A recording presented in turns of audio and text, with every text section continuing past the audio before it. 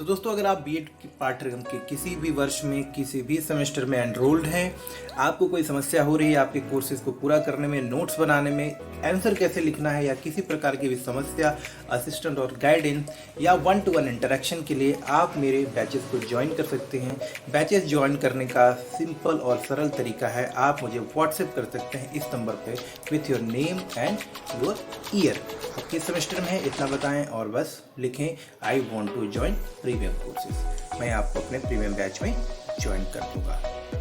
नमस्कार और स्वागत है आपका आपके ही यूट्यूब चैनल बीएड एग्जाम पर। और आज इस वीडियो में हम डिस्कस कर रहे हैं ह्यूमन राइट यानी कि मानव अधिकार शिक्षा से एक बहुत ही महत्वपूर्ण प्रश्न, जो है कि भारत के संदर्भ में मानव अधिकार शिक्षा का हमें विश्लेषण करना है। यानी कि भारत में मानव अधिकार शिक्षा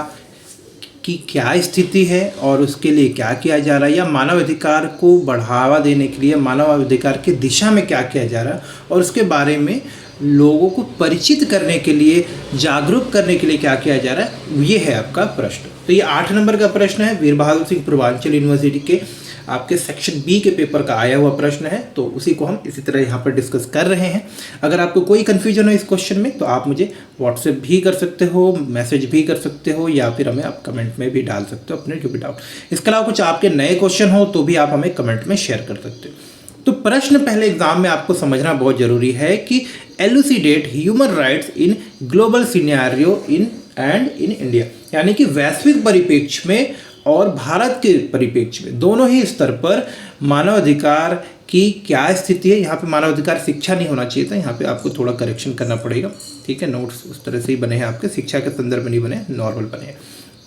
तो अंतर्राष्ट्रीय स्तर पर ह्यूमन राइट की क्या स्थिति है और भारत के संदर्भ में ह्यूमन राइट यानी कि मानव अधिकार की क्या स्थिति है, उसके बारे में क्या किया जा रहा है, सरकारें क्या करती हैं, क्या नियम बने हैं, वो सारी चीज़ें यहाँ पर हमें चर्चा करें। कंटेंट मैंने आपकी सुविधा के लिए इंग्लिश और हिंदी दोनों में ही रखा हुआ है, ताकि आप जो भी हमारे साथी इंग्लिश में पढ़ते वो इंग्लिश में देख ले और जो हिंदी में देखना चाहते हैं वो हिंदी में देख ले। तो आप जस्ट वीडियो को स्टॉप करके इंग्लिश वाले पार्ट को देख लीजिए, मैं आपके साथ में हिंदी वाले पार्ट को समझाता हुआ चलता हूँ। आप ये नोट आराम से लिख सकते हो, बिल्कुल आपके एग्ज़ाम के पॉइंट ऑफ व्यू से ही लिखा हुआ है, पॉइंट टू पॉइंट, और बिल्कुल एग्जैक्टली जो आपको चाहिए वही यहाँ पर लिखा हुआ है। ठीक है, तो आइए देखते हैं वैश्विक परिप्रेक्ष्य में मानव अधिकार। वैश्विक परिदृश्य या परिप्रेक्ष्य का मतलब होता है कि विश्व भर में मानव अधिकार को लेकर क्या किया गया है,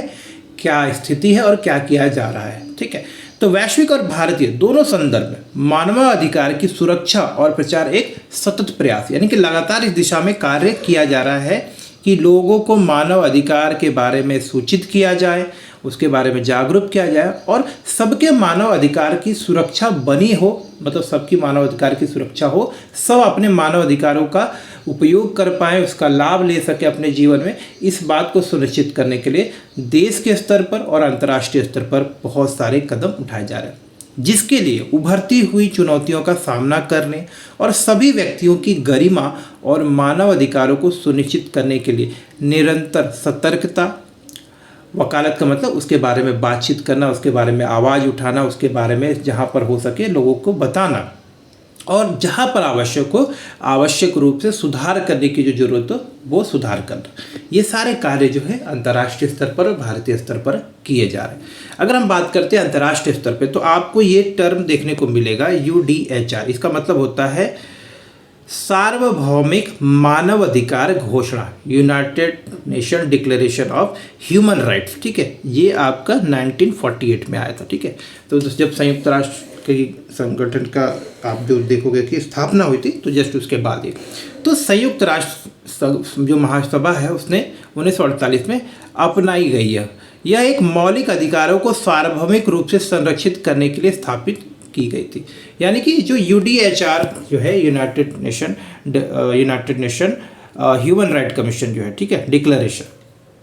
तो ये जो संस्था बनी है आपकी, ये मानव अधिकारों को संरक्षित करने के लिए, सुरक्षित करने के लिए किया जाता है। तो एक पहली बात जो आपको अंतर्राष्ट्रीय स्तर पर समझनी चाहिए वो है UDHR, जो 1948 में आई, और इसका उद्देश्य है कि अंतर्राष्ट्रीय पर पूरे विश्व भर में, पूरे संसार में जहां भी मानव अधिकार को लेकर कोई बात हो रही है तो वो आप UDHR के अंतर्गत हो, UDHR उस पर निगरानी रखती है। इसके अलावा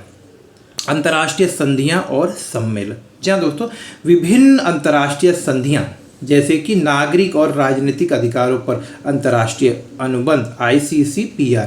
आर्थिक, सामाजिक और सांस्कृतिक अधिकारों पर अंतर्राष्ट्रीय अनुबंध ICESCR, वैश्विक स्तर पर मानव अधिकारों की सुरक्षा के लिए एक ढांचा प्रदान करते हैं। तो ये अंतर्राष्ट्रीय स्तर पर, जैसे मैंने आपको बताया कि अंतर्राष्ट्रीय स्तर पर भी बहुत सारे नियम, संधियां, बहुत सारे डिक्लेरेशन किए गए, यानी कि घोषणा पत्र साइन किए गए हैं सारे विश्व के जितने भी देश हैं उनके द्वारा। इससे सभी देश इस बात के लिए प्रतिबद्ध होते हैं कि वो अपने यहाँ पर अपने नागरिकों की और विश्व में जहाँ पर भी हो सके दूसरे के अधिकारों का, मानव अधिकारों का हनन नहीं होने देंगे, उसकी सुरक्षा में अपना योगदान करेंगे।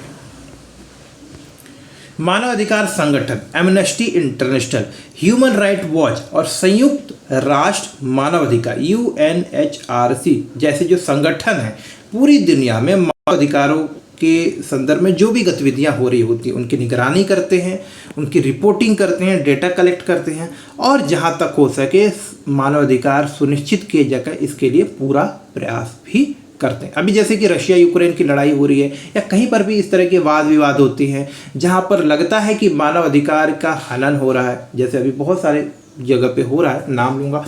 तो फिर बहुत सारी जगहों के नाम लेने पड़ेंगे, लेकिन आप समझ रहे कि जहाँ पर भी कोई लड़ाई झगड़ा, कहीं वॉर हो रहा है, कुछ भी हो रहा है, तो वहाँ पर ऑब्वियसली बात है कि मानव अधिकारों की अनदेखी होती है। तो वहाँ पर यूनाइटेड नेशन का बहुत महत्वपूर्ण रोल हो जाता है, UNHRC का रोल हो जाता है और वहाँ पर लोग जाकर अपनी जो है रिपोर्टिंग करते हैं, मदद करते हैं, जहाँ तक हो सके मानव अधिकारों को पुनः स्थापित करने के लिए प्रयास किए जाते हैं, अंतर्राष्ट्रीय स्तर पर कार्रवाई की जाती है। इसके अलावा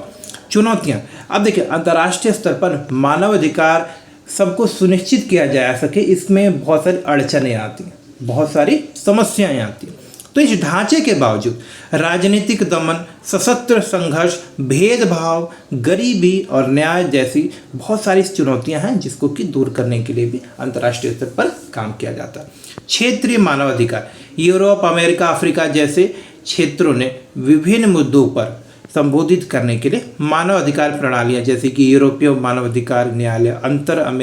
inter American human right court, इस तरह की बहुत सारे अदालतें भी स्थापित की हैं जहां पर कि इन सब चीज़ों के बारे में, मानव अधिकार के संबंध में जो भी बातें हो सके, जो विषय हैं उनके ऊपर चर्चा की जा सके, जो भी कानूनी कार्रवाई वो किया जा सके।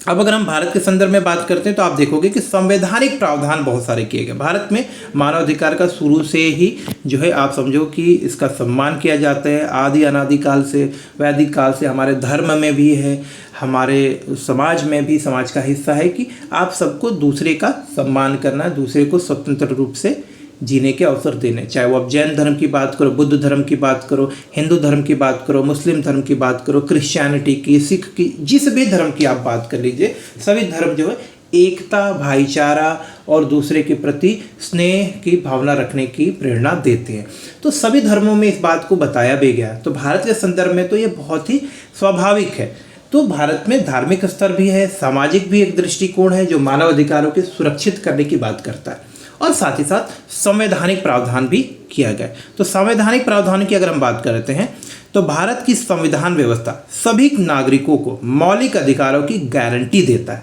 जिसमें समानता का अधिकार, अभिव्यक्ति की स्वतंत्रता, भाषण देने का, जीवन की व्यक्तिगत स्वतंत्रता का अधिकार, भेदभाव से सुरक्षा का अधिकार, इस तरह के बहुत सारे जो बेसिक अधिकार होते हैं वो दिए गए, जो कि मानव अधिकार के अंतर्गत ही आते हैं, मानव अधिकार का हिस्सा है। स्वतंत्र मानव अधिकार आयोग, ठीक है, independent national human right commission 1993 में इसे स्थापित किया गया था। और NHRC क्या करती है, भारत में मानव अधिकार की सुरक्षा और उसके प्रचार के लिए काम करती है। NHRC मानव अधिकार के जहाँ भी उल्लंघन होती है उसकी शिकायतों को सुनती है और जहाँ पर हो सके उनकी जांच करवाती है, न्यायिक जांच करवाती है और वैधानिक जो है कानूनी कार्रवाई भी फिर होती है। इसके अलावा आप देखोगे कि न्यायिक सक्रियता, भारतीय न्यायपालिका विशेष रूप से सर्वोच्च न्यायालय ने महत्वपूर्ण निर्णयों और जनहित याचिकाओं PILs के माध्यम से